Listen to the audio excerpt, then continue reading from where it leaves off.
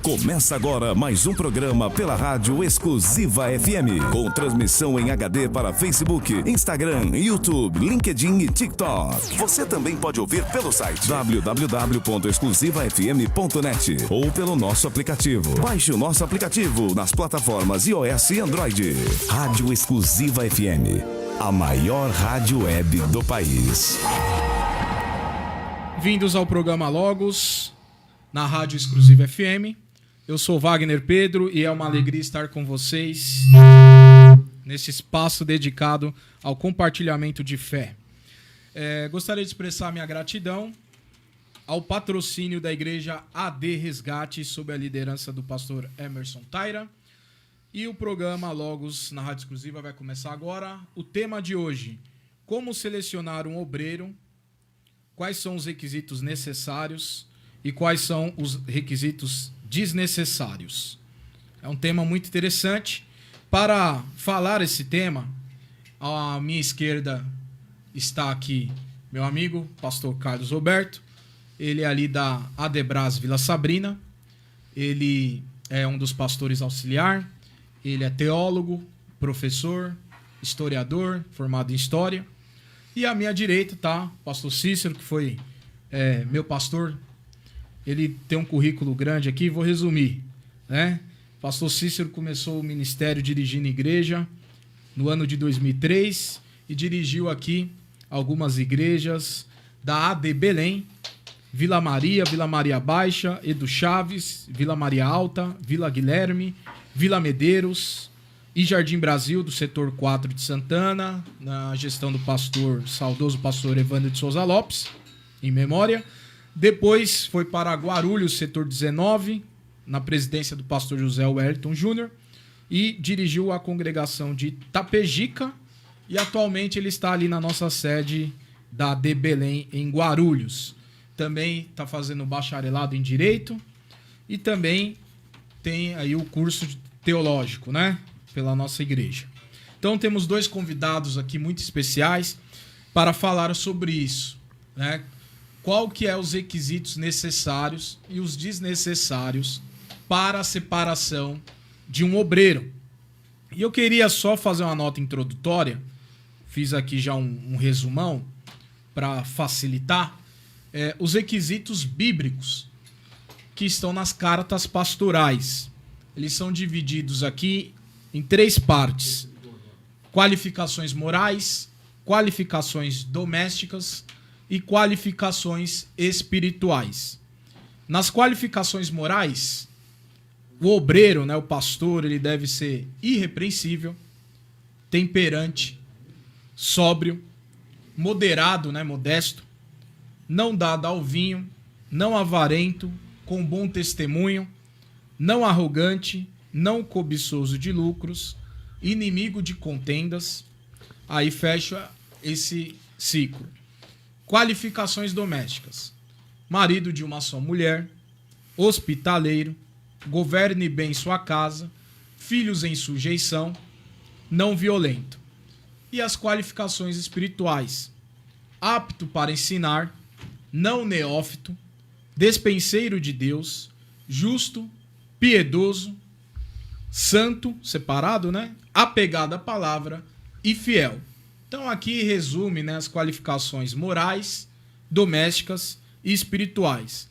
Mas eu queria aproveitar esse espaço do programa para a gente falar um pouco da prática, porque fora os requisitos, digamos assim, que estão expressos, estão explícitos na palavra, cada ministério, né, e aqui estamos representando hoje nessa bancada a AD, né? AD Braz e AD Belém, mas AD.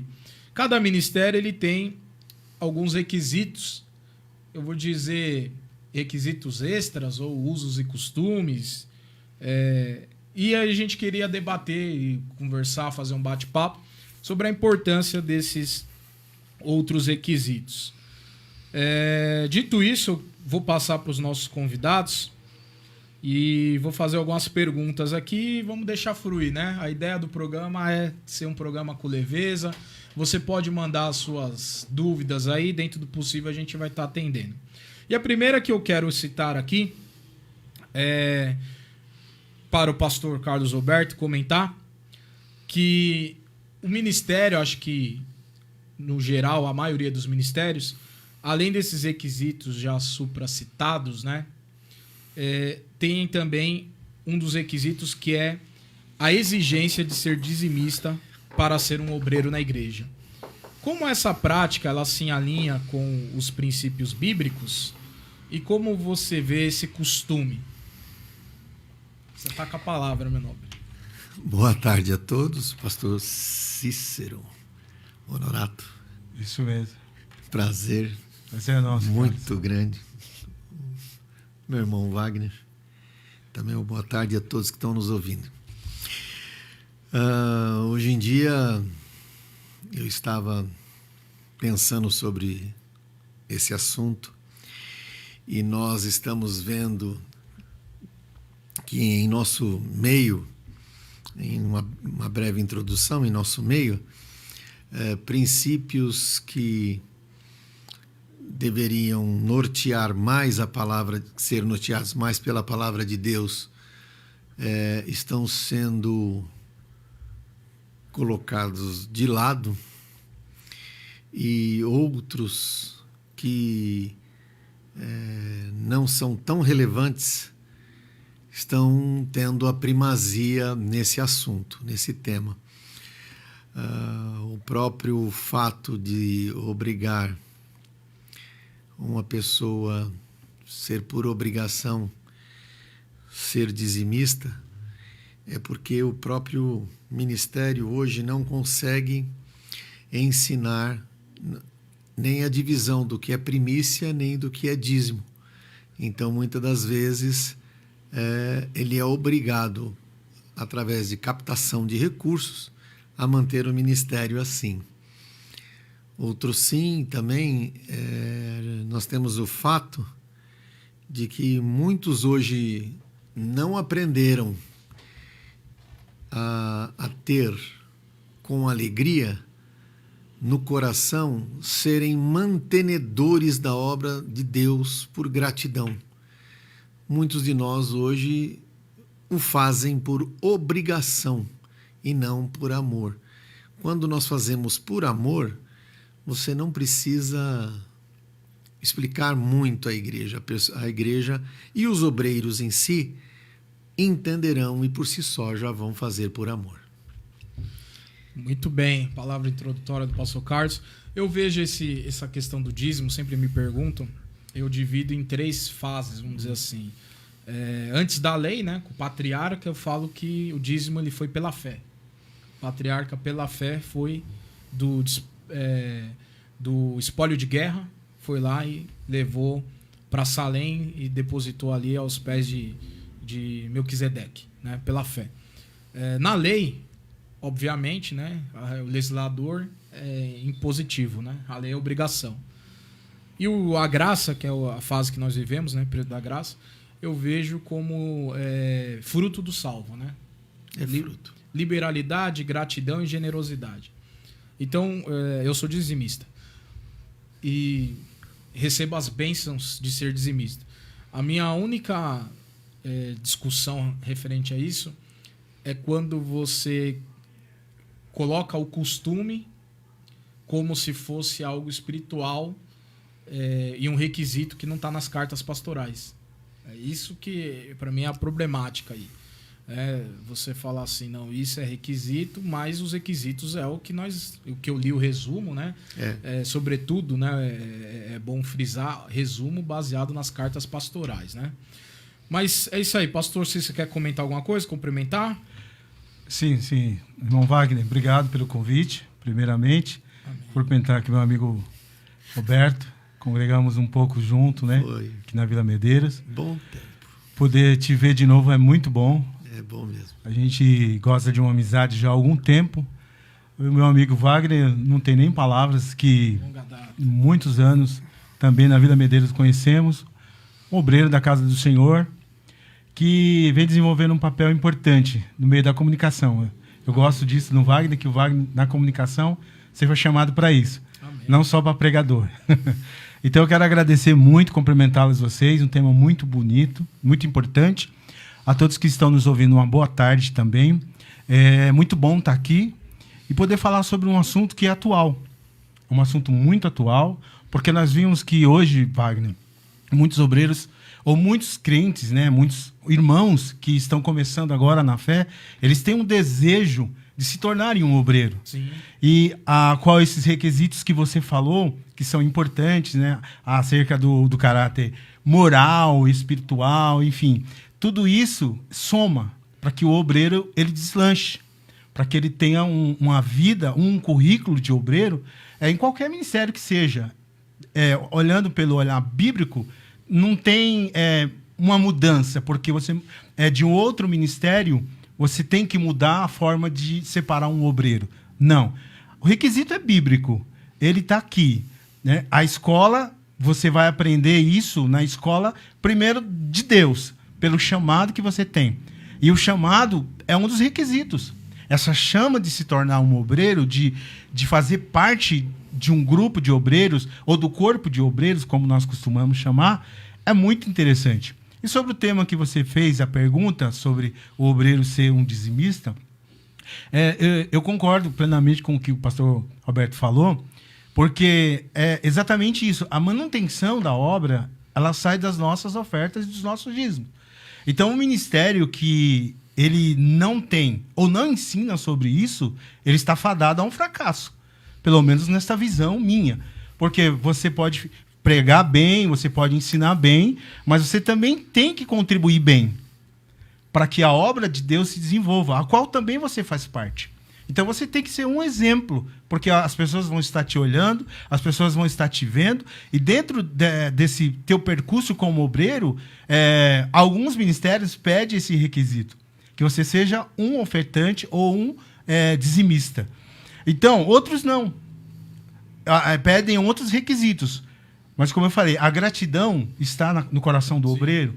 A gratidão parte do coração do obreiro, porque a partir do momento que nós nos desprendemos das coisas daqui e nós entendemos que nós estamos fazendo pela obra de Deus, essa parte é importante. Ela precisa estar presente na vida do obreiro também, irmão Wagner. Então, eu concordo plenamente com o que o nosso irmão Roberto falou. Para a gente continuar nesse assunto, sim. Você vê, né? A Congregação Cristã do Brasil, por exemplo, eles têm o gasofilácio, né? Então a pessoa vai lá e coloca na urna a sua contribuição. Ou entrega na mão do diácono também. Ou do próprio ancião, né? Isso. De forma anônima, né? Isso. Aí isso gera-se uma outra discussão. Como eu disse, eu sou dizimista porque eu creio nas bênçãos espirituais que provém de você, perfeitamente, de maneira generosa, com liberalidade e gratidão, você semear a sua semente, né? Então, quanto mais você semeia, mais você vai prosperar. Eu creio nessas bênçãos. Mas eu entendo que é um costume mais do que uma lei. Essa lei do judeu, eu não me sinto debaixo desse jugo, dessa lei. E essa imposição de você vincular uma coisa na outra, eu vejo como um costume igual, por exemplo, todo grupo organizado tem contribuição. Sim. Até o crime. Você vai no crime aí, como você vê notícias. Sim. Né? Primeiro comando da capital, lá tem criminoso, as tem que ir lá. Suas diretrizes, né? Para contribuir. Partido político. Partido político. Caso você filiou lá o partido político, tem contribuição. Sim. Maçonaria tem contribuição. Todo lugar tem contribuição. Então, assim, você está dentro de um grupo que tem despesas. Né? Então, você, como integrante do grupo, você tem que contribuir. E é isso que é a ideia do programa nessa tarde, que assim, os requisitos bíblicos, o jovem obreiro, ele vai pegar a Bíblia, ele vai ler, tá lá. Só que esses requisitos aqui, vamos dizer assim, requisitos ministeriais para ele alcançar essa coroação da consagração, porque tem bons obreiros que não conseguem sair do lugar, tá patinando. E não é por causa que não atende o requisito bíblico, é porque ele não entendeu como é que o ministério que ele faz parte funciona. Ele não entendeu. Que existem requisitos do ministério. Do ministério. Que ele precisa atender. E aí uma outra pergunta aqui para nós. Essa eu já comecei para o pastor Carlos, essa eu vou perguntar para o senhor, pastor Cícero. Sim, senhor. Né? Um dos requisitos no Belém, por exemplo, a anuência da esposa, né? Sim. De onde surgiu a necessidade da esposa fornecer uma carta de anuência para a ordenação de obreiros, né? Especialmente considerando também que há obreiros solteiros, né? E qual que é o propósito por detrás? Qual que é a finalidade dessa exigência? Qual que é a importância? Esclarecer para o nosso ouvinte. Então, doutor Wagner, é simples. Eu vou explicar da maneira mais simples possível. Nós passamos por isso, né? Exatamente. Eu passei por isso. O Wagner, o Beto, não sei se passou também. Passei. Passou. Esse requisito da anuência da carta, como você mesmo falou, por exemplo, obreiro aprovado, né? A gente vê que Paulo fala lá em 2 Timóteo, lá no capítulo, até anotei aqui, capítulo 2, verso 15. Quiser ler, pode ler. Eu vou ler aqui, melhor, né, Wagner? Ele está em 2 Timóteo, quem estiver acompanhando quiser fazer essa leitura junto com a gente, capítulo 2, verso 15, ele fala o seguinte. Deixa eu achar aqui. Essa pergunta é muito importante. Todos nós que somos obreiros, principalmente do Ministério Belém, nós temos, vamos dizer, como costume, dentro do crivo, essa carta de anuência, fora outros documentos que são necessários. Então, o versículo diz assim: procura apresentar-te a Deus aprovado, como obreiro que não tem do que se envergonhar. Eu vou dar uma pausa aqui. Como obreiro que não tem do que se envergonhar. E você colocou sobre os requisitos morais. Esposo de uma só mulher. Sim. Esse é um requisito moral que hoje, infelizmente, muitas pessoas estão abrindo mão. Obreiros, pastor Beto, que tem 1, 2, 3 casamentos, e dentro desse requisito de ter essa anuência da esposa, eu acredito que a Bíblia nos ensina que nós temos uma esposa só, um só casamento. Isso é uma qualidade que o obreiro precisa ter. Porque Deus, ele não é a favor do divórcio. Mesmo que ele permitiu lá no passado, mas ele não é a favor do divórcio. Sim. Ele é a favor do casamento. O matrimônio, a união entre homem e mulher, foi instituído por Deus. Deus instituiu a família. E através disso o obreiro também está inserido. Então, quando essa carta ela é pedida à esposa com um coração sincero, porque na igreja, Wagner, pastor Beto, o obreiro ele se apresenta como o mais perfeito possível. Ele é dizimista, ele é ofertante, ele trabalha com afinco, ele não falta um culto, mas e como esposo? E como pai? E como marido? E como provedor do lar? Esse esposo, ele responde a tudo isso? Então, a esposa ela vai responder exatamente o que o esposo é. E é pedido para que ela fale a verdade. E muitos, infelizmente, irmãos que nos ouvem, amigos, são reprovados, Wagner. Porque a esposa coloca a verdade e alguns espancam as esposas, alguns não são provedores. E, infelizmente, eu falo infelizmente porque a intenção de um pastor é que o obreiro, principalmente aquele que ele nomeia para o ministério, ele seja aprovado. A alegria para mim é que quando eu nomeio um obreiro e levo o nome dele para que o crivo aprove o nome dele, o prazer meu, eu falo isso particularmente, pessoal, é que ele seja aprovado e não reprovado. Porque ele é um obreiro que eu vejo que ele está trabalhando, que ele está me ajudando. Então, com relação a essa questão moral, e a resposta vem através dessa carta. Se pede-se essa carta exatamente para que ela expresse na carta o que o esposo dela é, não na igreja, mas na sua casa. Porque ela convive com ele 24 horas. Se ele é um bom marido, repito, se ele é um bom pai, se ele é um provedor. Então, isso é importante. E ela vai colocar tudo isso escrito na carta. Então, nós sabemos que isso é um requisito, na minha opinião, muito importante. Eu acho importante, pastor, muito importante, por sinal. Porém, eu tenho uma preocupação. Um exemplo. O camarada vai lá, faz a carta no computador, ele mesmo faz a carta. Ele mesmo faz a carta. Deixa eu te atrapalhar. É maravilhoso. Deixa eu te atrapalhar. Ele vai lá, assina aí, ó. Assina. Deixa eu te atrapalhar aqui, na verdade, cortar. Não pode ser digitado, tem que ser escrita à mão. A minha foi escrita à mão. À mão, e tem que ser a esposa. Se for descoberto que o obreiro ele escreveu a carta, ele é ele não é aprovado. Porque está mentindo. Tem que ser eliminado. Então tem que ser em escrita, em punho, né? Pela própria esposa. E sem que você saiba. Exatamente. Sem que você saiba. E tem uma coisa, um dos requisitos que o pastor não pede... pode dar a carta pronta e falar, ó, passa limpo que eu escrevi aqui, ó. Não pode. E outra coisa, quando na minha época, Wagner, quando o saudoso pastor Evandro, ele pediu a carta da minha esposa, ele pediu para, inclusive, colocar no envelope e ainda colar. Para que ninguém tivesse acesso. Muito bom. Somente o ministério. Porque o ministério lê todas as cartas. Além dos requisitos dos documentos necessários, que pedem os 10 cartórios para ver se a pessoa tem nome limpo, não tem nome sujo, e outras coisas mais que é pedido, esse obreiro, essa carta ela tem que vir selada, ela tem que vir fechada, para somente o ministério abrir. Então, não tem como, por exemplo, você rasurar ou tentar simular essa carta. Tá vendo aí, obreiro? Aí tem uns obreiros que falam assim, eu vou liberar o cartão de crédito no mês de a esposa fazer a carta. Para a esposa com o coração alegre, né? Colocar algo bom na carta. Não é assim que funciona. É durante uma vida, na verdade, né? Sim. O pastor Carlos Roberto, ele é reincidente no programa. Então a gente tem que arrancar o couro dele. Eu sou a primeira vez, Wagner, então pega leve comigo. Vou pegar leve contigo. Tá. Pegando esse gancho do pastor Cícero, a declaração de fé da AD Belém, ela vai tratar do divórcio da seguinte forma. A dissolução do casamento é justificada em 3 situações. A morte, né, que é evidente, né, a viuvez, baseado em Romanos capítulo 7, verso 2. A infidelidade conjugal, que é Mateus 5:32 e Mateus 19, versículo 9. Inclusive, ouvinte, essa infidelidade conjugal tem sido muito debatida, né? Sim. Que hoje, com as redes sociais, algumas situações virtuais já é considerado infidelidade conjugal. Perfeitamente. Então, é amplo.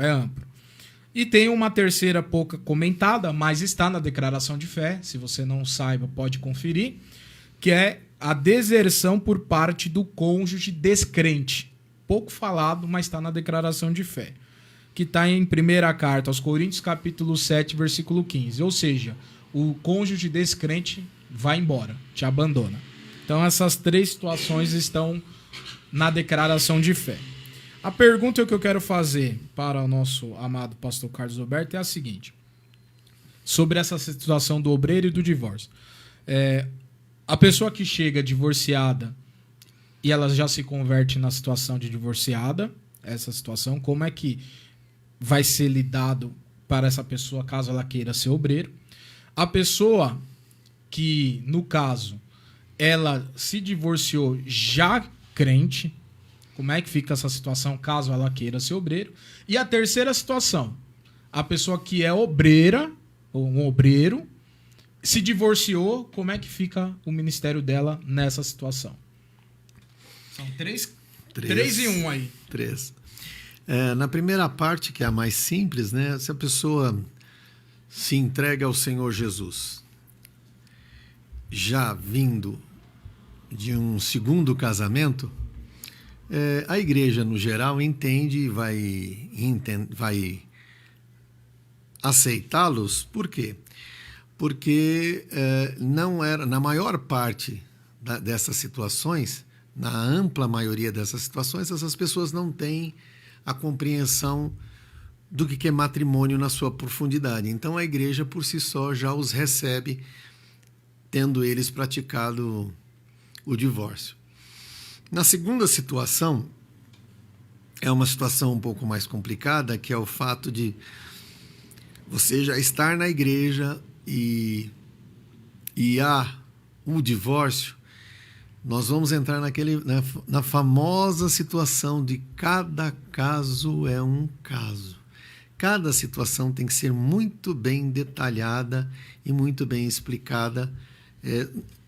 Não que a igreja, as pessoas às vezes têm essa dificuldade, não que a igreja quer saber dos seus pecados, dos seus podres, daquilo que aconteceu com a sua vida. Ninguém quer saber nada disso, porque o sangue de Jesus já nos purificou de todo pecado. E se você está arrependido, então não há aquilo que nós possamos condená-lo. Porém, para o bem da disciplina e para que haja um salutar procedimento dessa pessoa no ministério, o que é feito? Avalia-se a situação, que o meu amigo Dr. Wagner poderia até colocar uma outra situação, que é o caso de pessoas que correm risco sumário de perder a vida por parte do cônjuge, né? Que tem que ser separada à força, porque essa pessoa também corre risco de vida, ou por doença, ou por tentativa de agressão física e etc. Nesse segundo caso, detalhadamente, a igreja vai avaliar caso por caso também, e dependendo do que a palavra de Deus vai entender, que aquilo que a igreja ligar aqui na terra será ligada no céu, a igreja também... Porque a igreja não quer que você fique sufocado, morrendo, passando pelo vale da angústia a sua vida inteira. A igreja é um lugar que você tem que entrar e adorar a Deus com alegria. Tem aquilo que o meu nobre companheiro pastor Cícero falou, é uma verdade. Você tem de ter a noção de que quando uma pessoa participa do ministério, ela tem de se propor aquilo que o ministério está lhe oferecendo, de maneira salutar e de maneira que, quando nós falamos de ministério, a primeira pessoa que te chama para o ministério é Deus, depois a igreja confirma. A igreja confirmando, tudo vai acontecer naturalmente. Aí acontece o acidente do divórcio, o ministério avaliando casos específicos, e eu particularmente sou contra 100% ao divórcio, porque hoje o grande problema é que as pessoas... minha avó costumava falar uma frase muito importante, que era o seguinte: depois que inventaram o amor no casamento, acabou o casamento. Porque eu casei sem amar e aprendi a amar meu marido casando. Muito bom. Né? Essa foi boa. E aí ela falou, minha mãe falou a mesma coisa. Eu não amava seu pai, eu casei porque as famílias combinaram e eu casei e vivi mais de 50 anos com teu pai. E hoje em dia as pessoas se amam. E quando se casam, estão deixam separando. de se amar. E deixam de se amar. Existe uma máxima. Essa frase é boa. Existe uma máxima também, que é a seguinte: que você tem que ter esse pensamento de que quando a pessoa vem e divorcia, qual foi o padrão de ensinamento que ela teve antes de se casar para ter uma vida matrimonial saudável. Nós temos que entender que, eu já até conversei aqui com o Dr. Wagner sobre isso, nós fazemos parte de uma geração de pastores de transição. Nós estamos ligando uma transição que não tinha celular a uma geração que está utilizando inteligência artificial. Nós somos essa geração de pastores que tem que fazer esse transicionamento, de pegar um indulto tecnológico e participar de uma igreja diferente hoje. Dentro deste contexto, muitas das situações, dentro dessa situação de matrimônio e divórcio, a igreja precisa se readaptar, não à palavra de Deus, porque ela é inerrante e acabou, eu nem discuto isso, mas algumas normas internas e alguns procedimentos para facilitar que o matrimônio seja salutar dentro de casa, isso aconteça. Então, o que eu tenho visto hoje, que o grande problema não é o divórcio em si, é o porquê nós estamos... o quão ineficiente nós estamos sendo para evitar que esses divórcios aconteçam dentro da igreja e dentro do ministério. Segundo a estatística, divórcio no meio secular e na igreja já igualou, né? Já igualou. Já está a mesma coisa. Pastor, vocês querem comentar essa pergunta? Olha, pastor Wagner, o pastor Roberto, ele está sendo muito feliz nas palavras, exatamente da forma como nós estamos olhando para a igreja hoje. E nós estamos falando como obreiros. Obreiros. Então, a forma que os obreiros estão se comportando, isso me chama a atenção. Eu não vou falar que há uma liberdade, não se está dando uma liberdade para que se divorcie. Mas alguns deles estão aproveitando para tomar essa atitude, e qual a Bíblia não aprova. Então, nós vamos pelo que a Bíblia diz. Concordo com o que ele diz com relação a ver, a olhar com mais cuidado o porquê está acontecendo esse divórcio, principalmente no meio dos obreiros. Porque aumentou bastante no meio da igreja, da membresia. Então, nós precisamos realmente tomar esse cuidado, aonde estamos falhando, e quando acontecer, qual a atitude a tomar, o que fazer para reverter isso, para que esse número caia de divórcio. Porque muitos obreiros bons, que no início foram pessoas que iniciaram seu ministério com todas as qualificações que você acabou de falar, né? As morais, as domésticas, espirituais, que foram um sucesso no início do seu ministério. Mas durante o final do seu ministério, ele teve essa falha do divórcio. E esse grande obreiro, esse grande homem de Deus que fez com que a obra do Senhor crescesse muito, ela foi barrada por esse acidente, vamos assim dizer. E esse obreiro parou de ser ineficiente. Então, claro, dentro das condições que você colocou, Wagner, são maravilhosas. Há algumas condições para que se aceite. Mas algumas pessoas estão aproveitando e estão tomando um outro caminho e estão se divorciando. Estão vivendo tempos de Oséias, né? Infelizmente. Como eu disse, infelizmente nós não gostaríamos que isso Banalizou, acontecesse. né? Banalizou. Acaba banalizando. Então não é isso que nós queremos. Nós gostaríamos que realmente o obreiro ele tivesse o seu matrimônio, o seu casamento, o seu ministério fosse bem fecundo com relação ao seu casamento, e que ele da forma que ele começou bem, ele puder também, que ele possa também terminar bem. Eu só tô para perguntar, mas a minha opinião sobre isso, ela é necessária também. Sim. Mas ela é muito, muito simples, né? As duas situações que tem na declaração de fé, eu acho muito justa. Perfeitas. Uma infidelidade conjugal e a outra é o abandono. O abandono, perfeito. Quando um não quer, dois não ficam juntos, né? Dentro disso daí, se a pessoa está literalmente encaixada nisso daí, eu não vejo nada que a desabone como obreiro. Exatamente. Eu acho que é isso. Inclusive, Wagner, é algo que veio do exterior. Não partiu nem sequer nem dele. das nossas convenções aqui. Mas eu tenho mais uma observação ainda. Todavia, eu acho que a pessoa pode servir como obreiro, mas não necessariamente à frente do povo. Perfeito. Pastorear a igreja também. Perfeito. Você vai ser obreiro. Sim. Vai ser ali um auxiliar. Aquilo que o pastor Roberto vai estar falou. apoiando. Porque aí a questão do obreiro na frente do povo é só comparar com o sacerdote do Antigo Testamento.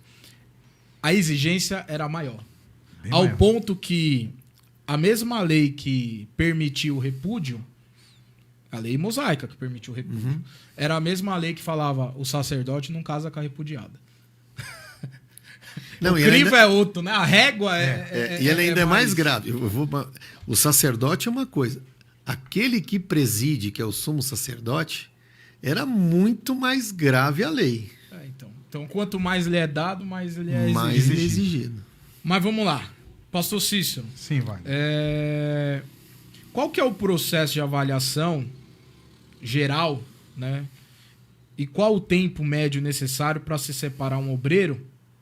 E qual o tempo necessário para progredir de um cargo esse obreiro dentro da igreja, na sua opinião? Uma vez falaram para mim que 3 anos é o mínimo. Eu não achei em lugar nenhum que está escrito isso. Mas falaram que para mim 3 anos é o mínimo. Biblicamente, Wagner, você não vai encontrar um tempo Em lugar nenhum. em lugar nenhum. E nem nos costumes da igreja. Nem também, no costume, não tem lugar nenhum. não tem tá o escrito costume. isso daí. Eu posso ler mais um versículo aqui? Claro. Deve. Olha, eu vou ler mais um versículo. É em 1 Samuel. Deixa eu abrir aqui. que esse versículo eu carrego comigo desde a minha meninice, né? Mocidade, melhor dizendo. Desde a minha mocidade. Que fala o seguinte, 1 Samuel, capítulo 1, verso 26, que fala assim: e o jovem Samuel ia crescendo e fazia-se agradável, assim para com o Senhor, primeiramente, e diz também, como também para com os homens. Então, a partir daqui eu respondo sua pergunta. Espero responder. Então, não há um tempo para que o obreiro ele seja avaliado e assim separado. Claro, para aquele que está na direção, por exemplo, quem pastoreia uma igreja, ele vai ver ali alguns obreiros que se destacam. E esses obreiros, pastor Roberto, eu acredito que você tem que investir nele. Então, eu vejo da seguinte maneira: se o obreiro ele realmente quer, ele sente a chamada, não há um tempo, 2 anos, 3 anos, o ministério ele avalia para que a pessoa até amadureça. Ele entenda como funciona o ministério. Então, 3 anos é suficiente, entende? Por isso, você ouviu esse comentário em algum lugar. 3 anos é suficiente para que você amadureça. Você é um obreiro, ou você saiu, casou, por exemplo, vamos pegar um casal de jovens. Ele cantava na mocidade, e ele não era líder, não era nada, mas agora ele vai ser um irmão casado. Mas aquele irmão, ele não fica parado, ele começa a desenvolver alguma atividade na igreja, e aí o pastor começa a ver que ele tem aptidão para tal atividade. Então, em alguns casos, há uma necessidade de ser chamado rápido. E aí você, pela escala, eu não sei se eu posso falar pela graduação, você coloca ele como um cooperador. A partir daí, você vai fazendo com que ele amadureça. E depois o diaconato, o presbitério, é um grande evangelista, e chegar a um pastor. Isso no nosso ministério é assim que funciona. E o pessoal até fala que são degraus que você tem que ir alcançando, para que dentro desse tempo de obreiro você amadureça. Então a minha visão alguns amadurecem mais rápido do que outros. Uns, você consegue em 2, 3 anos colocar ele como diácono. Outros ficam 5, 6, 10 anos e não conseguem chegar a diácono. E são bons obreiros, como você acabou de falar. Homens e mulheres também, vamos assim dizer, porque hoje as mulheres são muito envolvidas no ministério, na parte ali do cuidado da igreja. Então, essa questão de tempo, na minha visão, vai muito do desenvolvimento do obreiro, do interesse. Como nós lemos o versículo, Samuel ele ia crescendo perante o Senhor, primeiramente, e depois se fazia agradável diante dos homens. Tem alguém nos observando? Tem alguém nos olhando? Tem alguém olhando o nosso comportamento na igreja, nosso comportamento como esposo, como filho, como marido? Tem alguém nos observando? O pastor ele está ali para cuidar exatamente disso. E aí ele forma novos obreiros. E esse tempo, Wagner, na minha opinião, depende de obreiro para obreiro. Mas eu queria colocar um ponto. Sim. Pegar meu exemplo. Eu fui cooperador, primeiro degrau, né? O ministério, para você ouvinte que não conheça, o ministério da AD Belém funciona assim: cooperador, diácono, presbítero, evangelista e pastor. Não necessariamente vai seguir isso aqui, mas via de regra segue isso aqui, né? Aí cooperador 2004, ano de 2004. Aí que nem eu já estava falando, 3 anos é um tempo razoável para avaliar, concordo. Eu fui a diaconato em 2017. Então, pelas contas, dá 13 anos. 13 correto? anos. 13 Perfeito. anos. Nesse período de 13 anos, aí que você falou, 3 anos mínimo para a pessoa me avaliar, certo? Nesse período de 13 anos, eu tive 7 pastor. Ou seja, a média de 2 a 3 para cada um, mas mais para 2. Ou seja, quando... Aí é uma situação que eu quero propor para você. Sim. Quando essa pessoa se afeiçoava a mim, nossa, comecei a amar esse obreiro aqui, comecei a gostar dele. Porque aquela pessoa começava a projetar, não, eu acho que eu vou investir nesse obreiro aqui. Não dava tempo. Ele era tirado. Exatamente, aí zerava tudo de novo. Exatamente. Infelizmente, eu falo infelizmente, irmãos, que existe essas coisas, não deveria. Mas é exatamente isso, que cada um tem a sua avaliação, Wagner. Então, você colocou um ponto importantíssimo. Zerar, vai ter que começar tudo de novo. E na prática você viveu isso. Mas o que me chama a atenção, pastor Roberto... E nós também vivemos. Nós também vivemos. Nós também. Sim, eu Mas passei... esse programa é para trazer a reflexão. Quem sabe o nosso senhor Ouvir? presidente vai acompanhar. Vamos saber. A gente sabe, né? A gente não sabe se pode O chegar alcance, até... né? Exatamente. O que acontece, Wagner? Eu, por exemplo, eu dirigi congregação como diácono. Eu não podia exercer algumas funções que o presbítero podia. Eu fiquei 3 anos praticamente lá na Cidade Nova como diácono. O diácono não pode ministrar a ceia, não pode ministrar a bênção apostólica, e não pode apresentar a criança, não pode... só pode orar. Não podia fazer casamento. Não podia fazer casamento. Não podia fazer casamento. Então, assim, para mim também, inclusive, quando o meu nome era mencionado para o crivo, algumas pessoas falam, não, pastor, ele é muito novo ainda. Porque eu tinha menos de 25 anos. Então, ele não poderia ser um presbítero porque ele tinha 25 anos. Entende? Eu também passei. Da onde é isso? Da onde é isso? Entendeu? Então, assim, como essas coisas afetam muitos obreiros que se desanimam, inclusive, no meio do caminho. Inclusive, pastor, o senhor já é pastor, né? Sim, pastor mesmo. Vamos lá. O senhor é jovem. Sim, O senhor é jovem. Chegar no, Mais ou menos. Não, mas vamos lá. Chegar na sede. Wagner, Chegar na sede. Eu fui um dos mais jovens pastores aqui do Setor 4.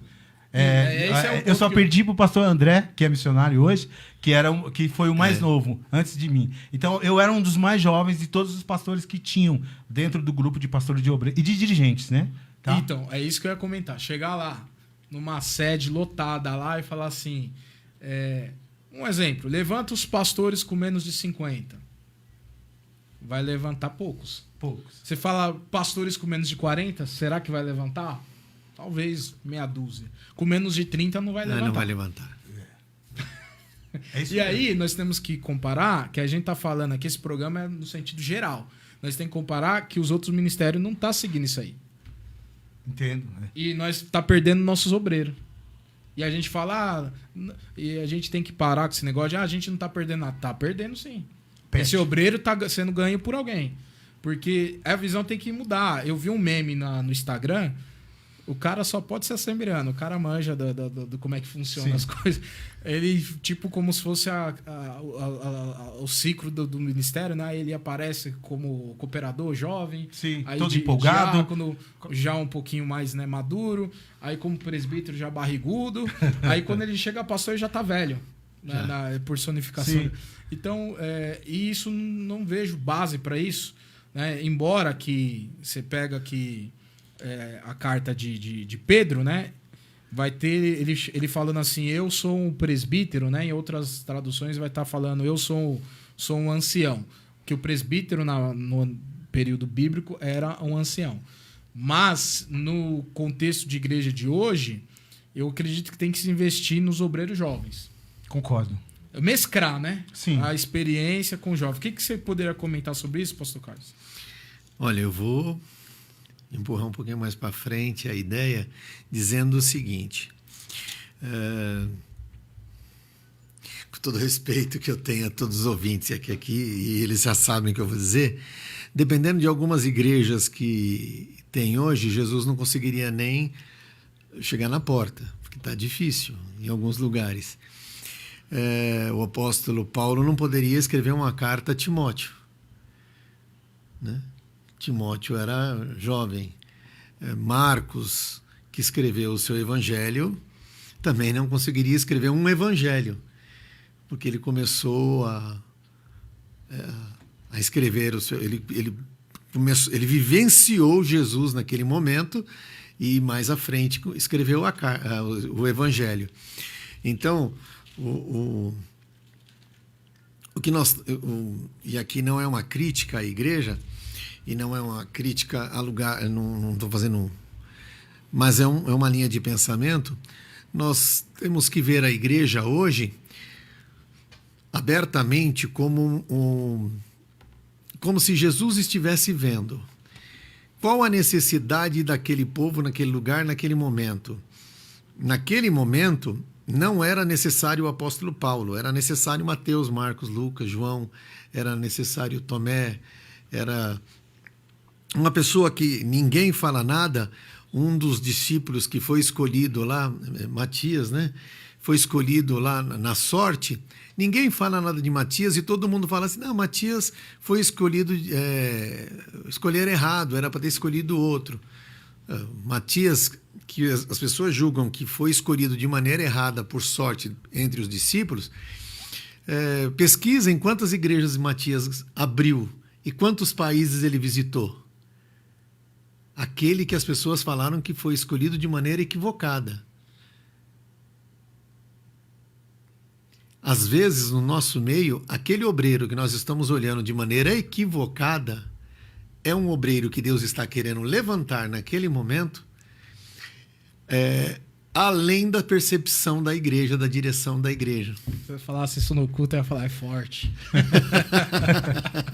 Mas, Pastor Carlos, depois você pesquisa sobre Matias. Te interromper aqui, mas a gente tem que caminhar que o tempo voa. Já está acabando? Agora não, começou a ficar bom. Agora começou a ficar bom. Começou com 15 minutos de atraso, nós temos 15 minutos de tolerância, vamos dizer assim. Mas vamos lá. Primeira carta de Pedro, que eu ia citar, capítulo 5. Na King James fala assim: suplico, portanto, aos presbíteros que há entre vós, que eu sou também presbítero como eles. Mas em algumas traduções vai estar dizendo, portanto, aos anciões que há entre vós, eu que sou também ancião como eles. Então, o presbítero, ele dá a ideia de que eram pessoas de fato mais experientes, mais idosas e tal. Porém, foi citado aqui, Timóteo era um pastor de Éfeso e ele era jovem. Sim. Segundo alguns historiadores, na casa dos 30 e poucos anos. Posso fazer um comentário rápido? Claro, fica à vontade. Sobre a eleição dos diáconos, nós vimos que foram 7 ali escolhidos. Sim. E só 2 se destacaram. Filipe e Estevão. É isso? Caso... Sim. Eu olho muito... E eles jovens. Muito jovens. Muito jovens. E que se destacaram. Dentre os 7, eles se destacaram. E, às vezes, esses nomes que às vezes não são nem citados na Bíblia, ou que eles fizeram alguma coisa a mais que Estevão e Filipe, mas por trás, nos bastidores, com certeza, Deus os levantou e os honrou de uma forma até nos bastidores. Então, o que acontece? O obreiro, às vezes, ele não aparece. Igual o pastor Beto. Ele não aparece. Mas a eficiência dele é tão grande que Deus faz ele aparecer. Porque tem muitos obreiros que, às vezes, ele não quer aparecer. Às vezes tem uns, irmão Wagner, a gente, voltando ao assunto no início que nós falamos sobre o dízimo, que nem o nome no envelope ele coloca. Mas ele faz uma obra tão excelente que lá na frente Deus faz com que ele apareça. Então, os obreiros, os obreiros mais jovens que querem, que sonham em ser um pastor um dia, eu digo para você, continue sonhando. Vale a pena ser pastor? Vale a pena. É gostoso ser pastor? É. Não é fácil? Não é fácil. É sofrido? É sofrido. Você toma coice de ovelhas? Toma. Chifrada de ovelha? Toma. Muito, cabeçada de ovelha? Muito. Toma. Só que vale muito a pena. Porque foi Deus que te chamou para essa obra. Eu queria fazer uma observação dentro do que nós estamos falando aqui de obreiro.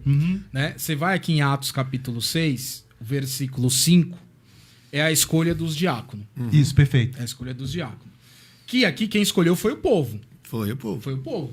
O povo que o número estava crescendo, o povo precisava. Exatamente. Porque fala no verso 3, portanto, irmãos, escolhei dentre vós 7 homens de bom testemunho, cheios do Espírito Santo de sabedoria, aos quais encarregaremos deste ministério. Desses 7, tem aqui esse Nicolau. Aqui. Esse Nicolau aqui, você vai em Apocalipse capítulo 2, versículo 6, a carta à igreja em Éfeso, que diz assim, tens contudo a teu favor que odeias as práticas dos Nicolaitas, as quais eu também odeio. Nicolaitas foi uma doutrina que surgiu com esse diácono Nicolau. Ele saiu fora da... Saiu fora da então chamada. Você vê, às vezes, algumas escolhas não são escolhas boas. Aqui, aparentemente, deram os requisitos. Tem que escolher, tem que ser assim, assim, assim. No meio do 7 tinha o tal do Nicolau. Olha que interessante. Interessantíssimo. Doutor Wagner, deixa eu falar com a permissão dos companheiros. Sim, claro.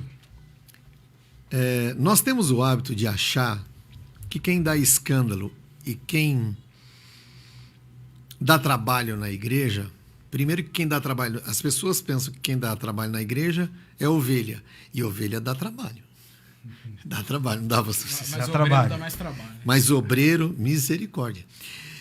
Agora, prestem bem atenção numa coisa. Se a gente pensar que algumas pessoas dão muito trabalho, e dão mesmo, nós temos excelentes obreiros e homens na Bíblia que não aparecem. Tem um que era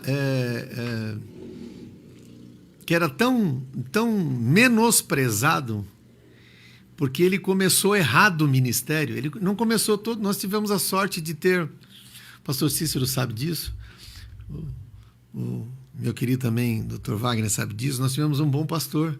Com ele certeza. era duro, mas era um ótimo pastor. Ele era Era aquele que dava o cajado, batia batia com o cajado, mas depois vinha com azeite isso. para curar as feridas. Isso. Então, a gente se esquece que... Vou pegar um exemplo de uma pessoa que eu li sobre a história dele. Tomé. Tomé é um exemplo do obreiro que começou errado. Ele começou tudo errado.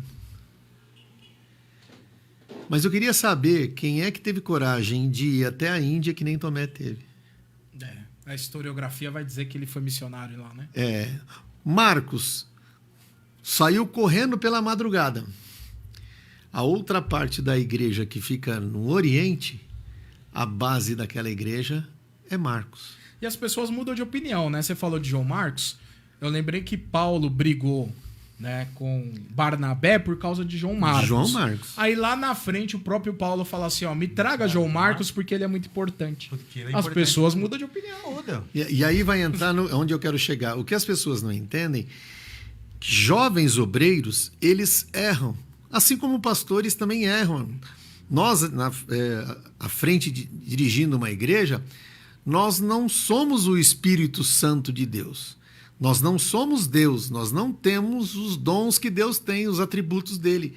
Quem tem é Deus. Nós somos submissos a Deus. Nós tomamos decisões, às vezes, erradas. Porém, o que acontece é que no nosso meio hoje, alguns estão se tornando doutores de si, no alto dos seus cabelos brancos, e para justificar alguns erros que eles têm, eles começam a mudar as suas doutrinas e as formas de ver o evangelho. Enquanto que o jovem obreiro, você ensina a palavra de Deus, ele vai seguir a palavra de Deus. Já o obreiro mais maduro, mais velho, ele vai parar, vai coçar o ouvido, vai pensar... Aí cabe aquele ditado lá, não ensina truque novo para cão velho? Mas, ó, vamos correr aqui. Pastor Cícero, tem uma pergunta aqui. Vamos, Muito bom esse comentário, viu, pastor Beto? É o seguinte... Quando um obreiro é indicado pelo dirigente na congregação, como que funciona o crivo na sede ou avaliação na sede da igreja? Quais os critérios são considerados durante esse processo? Qual que é o debate? O que rola? Fala um pouco dos bastidores. O que se conversa? Eu vou falar, porque eu participei de algumas reuniões da indicação de alguns obreiros, né? Certo. Primeiro começa da seguinte forma. Quando é para cooperador, isso é uma eleição local. O próprio dirigente pode selecionar aquele obreiro e usá-lo na congregação, que também vai ser usado na sede, no nosso caso. A partir do diaconato, o pastor ele pede para aqueles irmãos, como eu disse no início aqui, que se destacam um pouco mais, que trabalham, que são fiéis, né? Que são honestos, são obedientes, vamos assim dizer, à palavra de Deus, enfim. Eles têm todo esse requisito dos documentos, a carta da esposa, a partir do diaconato já. Quando chega na reunião principal, então, aquele dirigente que é diácono, por exemplo, ele sai e fica a partir dos presbíteros. Tá? Isso para a eleição do diaconato. Então, agora ele vai ser nomeado, os nomes são falados por cada dirigente, e ali começa a se falar o histórico do obreiro exatamente dentro da congregação. O dirigente faz a apresentação. Isso, né? O dirigente faz a apresentação. Aqui, eu trouxe o Dr. Wagner, né? Eu quero ele como um diácono da nossa congregação aqui na Vila Medeiros, por exemplo. E aí, todos os dirigentes, inclusive aqueles que já passaram por lá, vai dar o ok. Sim ou não? Olha, pastor, mesmo... Mas se, um exemplo, falar Sim. não, aí ele tem que justificar. Não, ele tem que justificar, mas veja bem, também há uma votação no sentido de que a maioria aprovou. Então, mesmo aquele dizendo Mas é a não... maioria ou é unânime? Não, a maioria. A maioria. É, porque senão, por exemplo, eu fui seu dirigente, mas a gente não se deu bem. Olha, irmãos, ouvinte, não se escandalize. Isso pode acontecer? Infelizmente pode. Então, a gente não se deu bem, a gente não se bateu. Então, eu vou dizer não. Mas o pastor Carlos e mais 3, 4 pastores, que pastoreou você, ele vai dizer sim. Ele é um bom diácono, ele vai ser diácono. Então, ele é aprovado. Ah, tá. Certo? É importante, tá vendo? É Importante. Então, a partir daí, sai os diáconos. Ou melhor, sai os presbíteros. Porque esses diáconos... sai os diáconos. Os presbíteros agora vão ser avaliados. Aqueles irmãos que são diáconos que vão ao presbitério. É a mesma coisa. Só que quando chega para o presbitério, aí já não é mais uma voz, por exemplo, presbítero ou diácono que vai opinar. Só evangelistas e pastores. Evangelistas e pastores, eles vão falar sobre o seu presbitério. É o presbiterato, melhor dizendo. Então, olha, eu vou apresentar o diácono Wagner para ser presbítero. Então, os presbíteros... Uma régua acima. Acima. Então, os presbíteros não saem de cena, pode ir embora, está dispensado, vai ficar só os evangelistas. E aí, o que a gente vai fazer com o presbítero Wagner?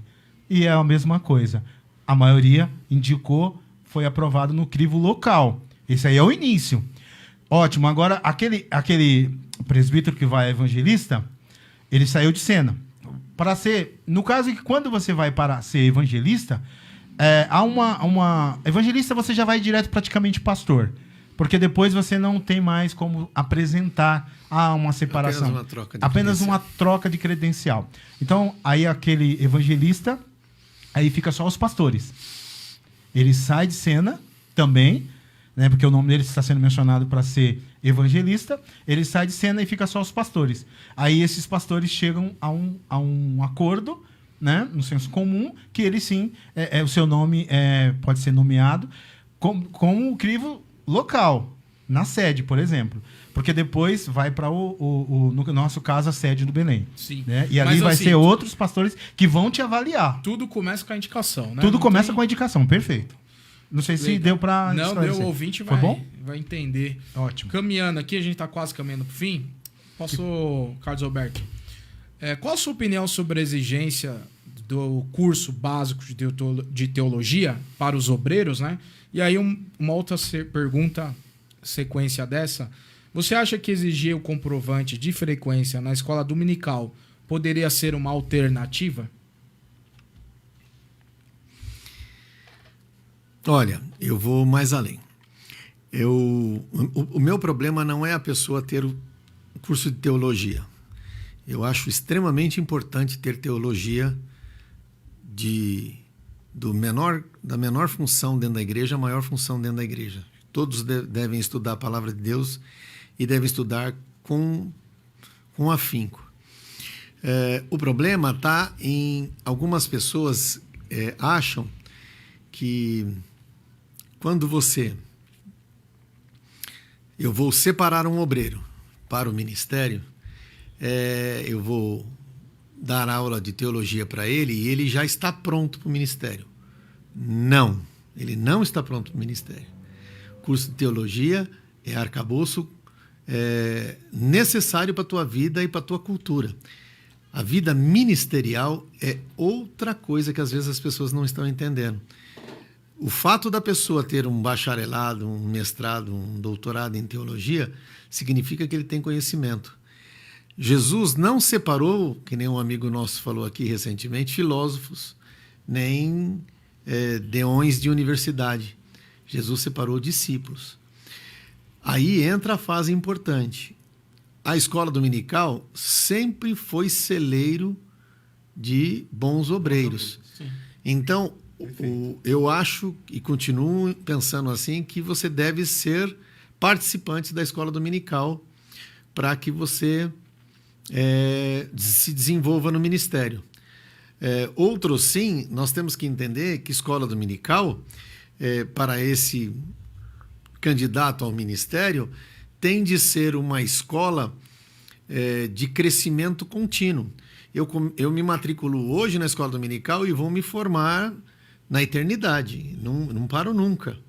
E aí você fala, mas eu vou rever essa lição daqui a 5, 6 anos. Não, você vai ver a matéria. O que o Espírito Santo está querendo transmitir de novo conhecimento para você, você vai ver naquele momento, naquela hora. Né? Você vai ver naquele momento. Eu cito um exemplo muito simples, sempre. Eu conheço ótimos professores de teologia. Ótimos. E são excelentes professores de teologia.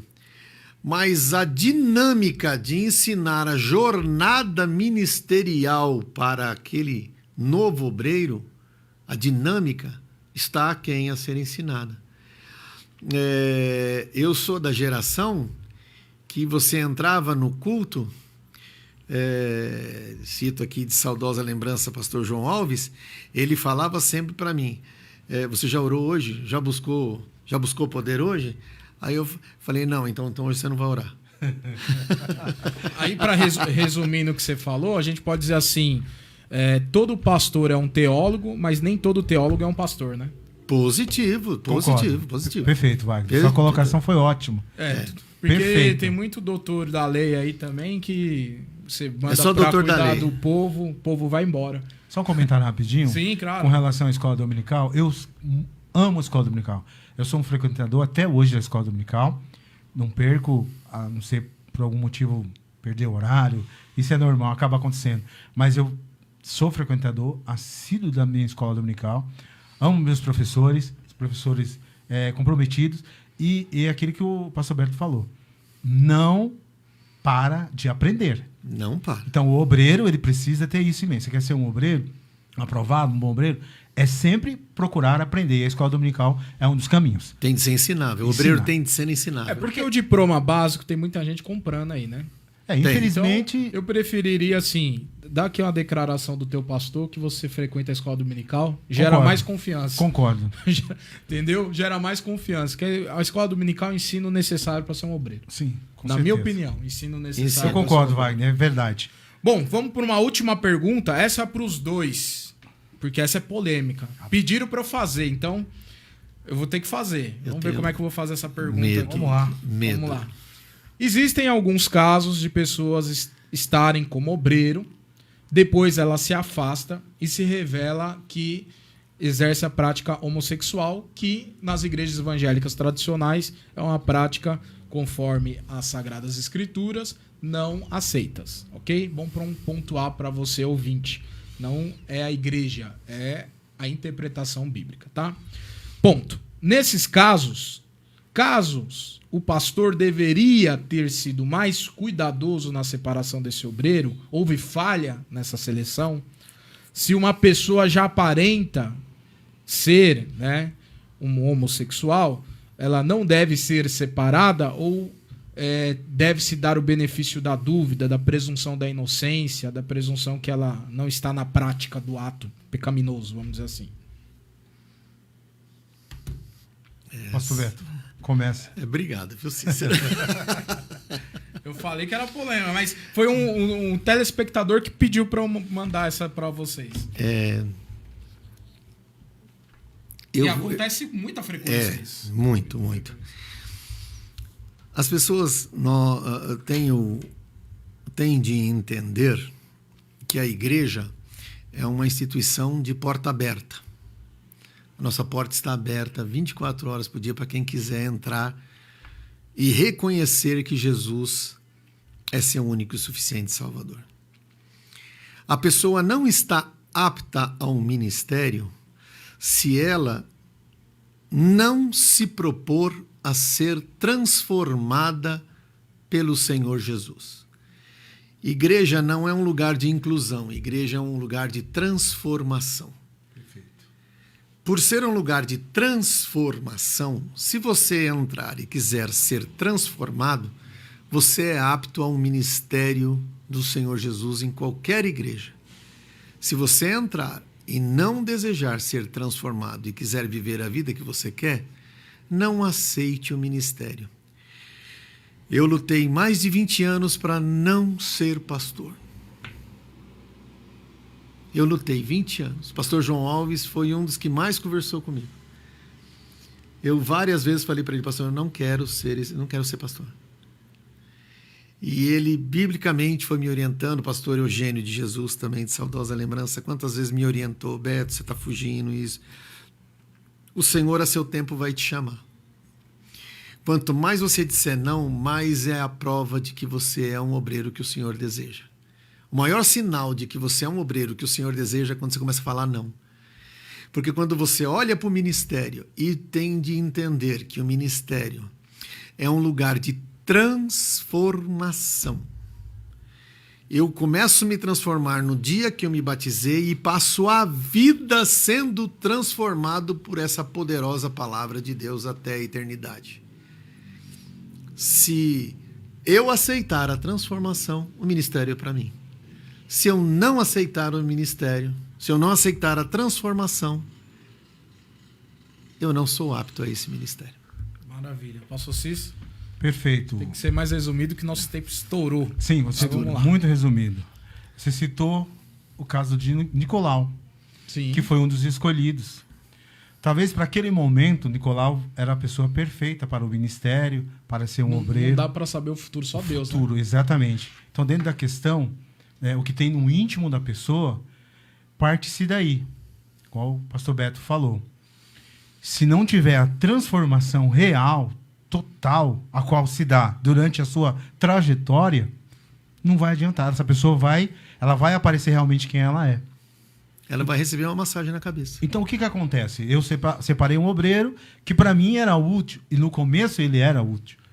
Mas, com o tempo, ele se mostrou realmente quem era. Que, infelizmente, inclusive, voltou à prática. Porque, provavelmente, se ele não nasceu dentro da igreja, tendo ali como seus pais já cristãos, e ele teve todo aquele acompanhamento, e depois ele se revelou, né? E depois ele se mostrou que ele se tornou uma pessoa homossexual, por exemplo, que é um tema muito, muito debatido hoje. Isso estava dentro dele e ele não deixou ser transformado, porque Jesus transforma. O evangelho é um evangelho de transformação. Ele transforma o homem. O maior pecador que existe, ele transforma. E não podemos esquecer que dentro dos 12 havia um que infelizmente não permaneceu.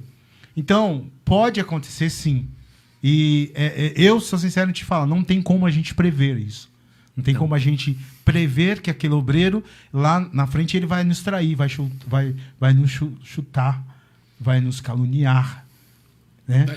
Vai se voltar contra nós, o ministério. E às vezes até para preencher o seu ego, o seu vazio, e trazer... hoje há uma liberdade com relação a uma revelação, cada um entende ser o que quer ser. Então, isso, o pastor Beto foi muito feliz na sua fala, o evangelho é um evangelho de transformação.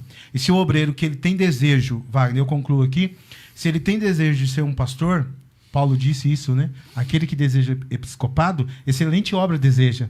Porque é maravilhoso ser chamado por Deus, ter essa chama do evangelho para pregar para outras pessoas. Isso é maravilhoso. E tem uma coisa, há uma recompensa. Porque a Bíblia diz assim, que digno é o obreiro ou o trabalhador do seu salário. Então, há uma recompensa, porque muita gente hoje, por ter essas imperfeições ou não ser totalmente transformado, eles desistem no meio do caminho. Mas tem que insistir, porque Jesus, o Evangelho de Cristo, ele transforma. Então, ele pode ser transformado e liberto disso. E ser um excelente obreiro, e se tornar um excelente pastor, pai de família, um bom esposo, um provedor, alguém que realmente Deus vai usá-lo tremendamente na obra. Então, vale a pena, eu insisto, vale a pena ser pastor, vale a pena ser obreiro, por mais que muitos não estão querendo mais. Devido a tantas pancadas, tantas perseguições, tantas coisas que, às vezes, impede o obreiro de ser realmente quem ele é, Wagner. Maravilha. Estamos chegando ao final do programa. Pastor Cícero, deixa os seus contatos, por gentileza. Wagner, eu tenho um Facebook, né? Pastor Cícero Honorato. Você colocando lá já vai aparecer. Instagram, @PR Cícero Honorato. E se vocês quiserem lá nos seguir, é interessante. Que tá, né, para pregação. Sim, nós estamos aí disponíveis, né? Se os irmãos quiserem nos contatar, fiquem à vontade. Deus abençoe. Obrigado desde já pelo convite. Foi um prazer estar aqui com vocês. Rever meu amigo pastor Beto, foi um prazer vê-los. Muito bom, passou muito rápido. Digo para vocês rápido. Que eu estou saindo daqui edificado. Eu e também. Aprendendo como obreiro, né? E como obreiro na casa do Senhor, já há mais de 30 anos. Fui chamado aos 17. Estou com 30, vai saber qual a minha idade, não sou tão novo. Mas eu quero agradecer aos ouvintes, aqueles que estão nos vendo, aqueles que verão. Né? Wagner, muito obrigado, que Deus continue te abençoando, você e sua família, seu ministério, pastor Beto, Deus abençoe também. Amém. Pastor Beto, deixa seus contatos. Tanto o Facebook quanto o Instagram é Carlos Roberto Pastor. O número do meu celular é 11 967 38 1282. Quem quiser. Eu só gostaria de deixar um verso que eu já deixei da outra vez e eu vou reler ele porque eu acho que coube aqui. Em 1 Crônicas 12:32 diz assim: dos filhos de Isacar sabiam discernir o tempo para saberem que Israel deveria fazer 300 chefes de todos os seus irmãos sob suas ordens. Nós temos que conhecer o nosso tempo e nós temos que conhecer aonde o nosso Deus quer nos levar. Que Deus abençoe. Obrigado, Dr. Wagner, pastor Cícero. Maravilha. Então chegamos ao final do nosso programa Logos na Rádio Exclusiva FM. Agradeço a todos os ouvintes por estarem conosco, compartilhando este momento especial. Quero expressar minha gratidão mais uma vez à Igreja de Resgate pelo valioso apoio e patrocínio na pessoa do pastor Emerson Taira. Agradeço também aos nossos convidados, pastor Cícero, Deus abençoe. Pastor Carlos Roberto, Deus abençoe por sua presença, por compartilhar essa sapiência conosco nessa tarde. Então até a próxima semana, no mesmo horário, no mesmo lugar. Vou pedir para o nosso pastor Cícero despedir com a bênção apostólica. A graça do nosso Senhor Jesus, o amor de Deus, a comunhão e a consolação do Espírito Santo seja com todos. Amém. Amém. Amém.